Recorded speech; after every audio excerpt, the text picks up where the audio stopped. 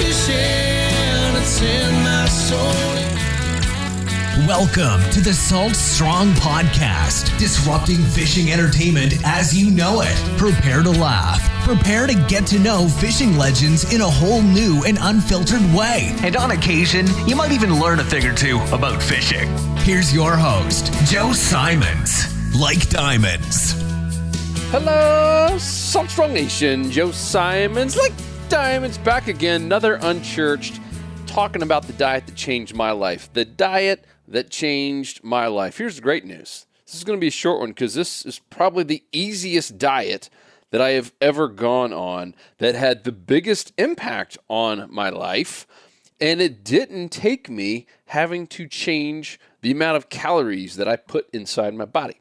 It didn't take me going vegan or doing anything crazy like that. In fact, I still was able to keep having an alcoholic beverage every now and then. And yet this diet still worked. It still worked incredibly fast, and it was game-changing for me. Before I tell you what it is, let me just ask you a question. Summertime is upon us. If you're like me and you got kids, I want you to imagine your kids and imagine you have two choices this summer with your kids. And inevitably, regardless if your kids' camp or summer school, whatever they're doing has been canceled or not because of all this virus stuff, kids are going to usually be watching a little bit more TV throughout the summer. It happens, even if you're against TV like we are in our household, there are days when it's pouring, raining, nice summer rain. The kids are inside. They want to watch a movie. I get it. So imagine your kid. I got a beautiful little 8-year-old daughter, a little 5-year-old daughter, 3-year-old son. Imagine my kids if you don't have them. But imagine your young child sitting in front of the TV, and you have two options.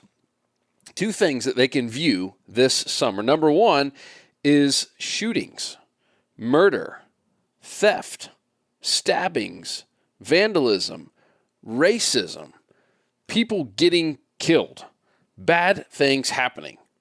Sounds lovely, doesn't it? Okay, so that's option number one. Shootings, murder, theft, stabbings, vandalism, racism, negativity. That's number one. Would you love to have all of that flooding into your kid's head? I'm guessing the answer is no. Option number two is positive things. Things that are uplifting. Things that maybe they can learn from, right? Maybe they can actually watch some type of show or some type of series where they actually learn something. Which one would you choose? And maybe you already know where I'm going with this.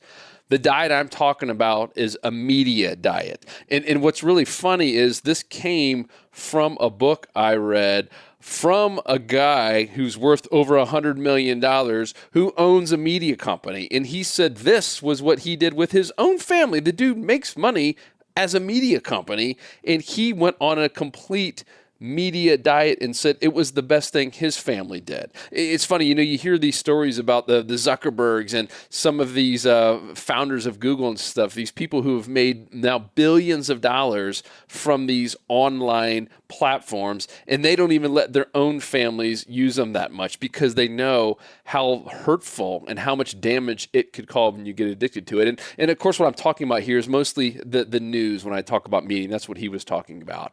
And what he found, and this is a guy, once again, this is the CEO founder of a big media company, and he's even with his own family, a guy who probably has an excuse why he needs to pay attention to the news, does not do it. I myself now have been on this diet for a long, long time, and even with this virus, not a single time have I turned on the news, and not a single time have I missed anything. I think so many of us have that excuse that, I want to be informed and I want to miss out.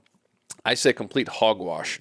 And if you really want to be informed, there are certain aspects or certain specific topics that you can certainly go to Google and research that. But if you're relying on the news, I'm telling you, it is not just brainwashing you. It is like it can literally turn you into a complete animal. There are so many studies and studies on your mind and your psychology and about what you're putting in your mind. Your mind's essentially a computer. the mind is going to react, and the output is going to be based on what you put in it. And if you're constantly putting negative news and all this slanted news and fake news and just all the horrible, horrendous stuff that's being reported on the news, it is flat out depressing, and it causes depression. It causes anxiety. I've seen it in my own friends. I used to watch the news all the time. I mean, guess what? I don't have anxiety attacks anymore. I used to have anxiety attacks. I used to watch the news. I don't even. All these little things are coming together, realizing, man, how much of these little things was causing so much anxiety and like fear. And I mean, there's been studies, and once again, go Google this stuff. This is not me bringing it up, and don't click on a link if it's from a news agency. Click if it's from like a real doctor or some kind of a psychologist who's doing studies on this, talking about what all this fear-based media has done to us. And I'm going to read a couple bullet points from a leading Psychology Today report, and it says this is both adults and children who are exposed to media on a daily basis, they feel that their neighborhoods and communities are unsafe. They believe that crime rates are rising incredibly high. They overestimate their odds of becoming a victim, and they consider the world to be a dangerous place. And because of all that, they end up having more anxiety. They end up being depressed more, and they end up missing out on a lot of things in life. And I'm just telling you, I mean, I've heard so many stories from friends and family members who have like been like literally ill, like sick to their stomach because of things they've been reading about this coronavirus, even though they haven't been in contact with anyone who's had it. They don't know anyone who's had it. Just from watching all this stuff and taking in all the crap, and a lot of it not even completely correct about this virus, it is literally making them physically ill. I mean, think about that. Would you want that on your kids? Would you want your kids going through that? Of course not. So why do we do it as adults? That's my big question to you. And this is something I struggle with. I mean, 5-6 years ago, if you told me you had to turn off the news, I would have said, hey, man, go pound it. I don't need to. But I'm telling you, as someone who loves you, and if you're listening to this, I'm telling you that this is game-changing stuff. And if you haven't seen what has happened with media and with news in particular, I mean, you've heard the whole, if it bleeds, it leads. Well, that was something that these news agencies realized quite a few decades ago now, that this fear-based headlines and fear-based news and talking about panic and terrorist attacks and people dying and viruses and pandemics, that stuff is what gets the clicks. News is a money-making industry. It's a massive money-making industry. Their goal is not to report accurate facts. That used to be the day. Gone are those days. Once again, I'll repeat, news is a money-making industry. It's just like entertainment. It's no different than going and watching a completely fake movie. News is 100% about getting eyeballs, and it is not about reporting the facts accurately. Completely gone are the days of tuning in to truly be informed about local and national issues. I mean, it is a risky business and actually can hurt your mental and physical health. And so I would urge you, especially during all these crazy times, just try it for a week or two. And I'm willing to bet you're going to see how quickly even just your own attitude changes and your belief. You will not miss out on anything. I've been doing this for multiple years now. And throughout this entire year of 2020, I have not turned on the news either on my phone. It's deleted from my phone. So you can't even find news on my phone, completely deleted. There has been no news on our TV. We don't have cable. So I've watched it 0 times, and I've missed out on nothing.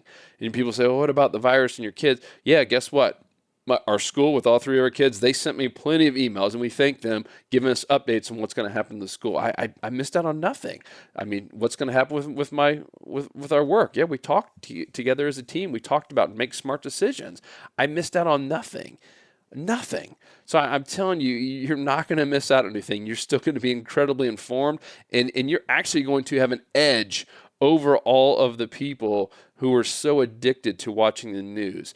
It actually can cause depression. I'm going to leave you one final thing. I wrote a book called Fishing for Happiness. And that was where I read over 300 of the top self-help books of all time. These are books that have changed more people's lives than any other books out there. And I basically summarized them. So my book was basically curating all of these 300 top books of some of the most successful people in the entire world over the last 100 years. And really what I was doing when you curate something, you try to find trends. You try to find things in common or something that you're seeing a lot of people say. And can you guess what? Out of those 300 books, not a single one mentioned watching news or being informed about news was going to help you at all. In fact, the majority of them said just what I told you today, is to turn the news off and get it out of your life. Start putting in self-development books. Start putting in, Zig Ziglar, Tony Robbins.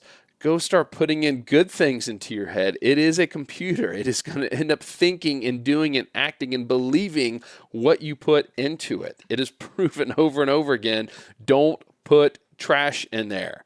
People have called it like the whole, the water, right? Your body needs water just like your brain needs input. It needs to have positive things. Why would you ever just drink dirty water all day long? That's just the same as watching all of the stuff that's out there, all this, the trash that is out there on the news. So I urge you, it's kind of my challenge to you, a 30-day challenge. Take it. I think after a week or two, you're going to see some real difference, and you're just going to have a different outlook on life. And after a month, you're going to be like, I can't believe I was addicted to this. And if you want to know how addicted you are, I know especially with iPhones, it tells you how long you've been on every app, and whether you watch Fox or CNN or whatever, go look and see how long you have been watching the news. It'll tell you, and it's pretty, it's scary. I've challenged a couple of my friends and even a couple of my own family members, I won't name names, and I'm like, we got to put an end to this. Like, that is a crazy amount of just complete trash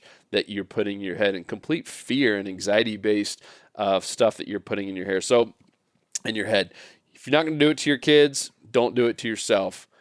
Media diet starts today, baby. Turn off the news. Delete it from your phone. You will thank me later.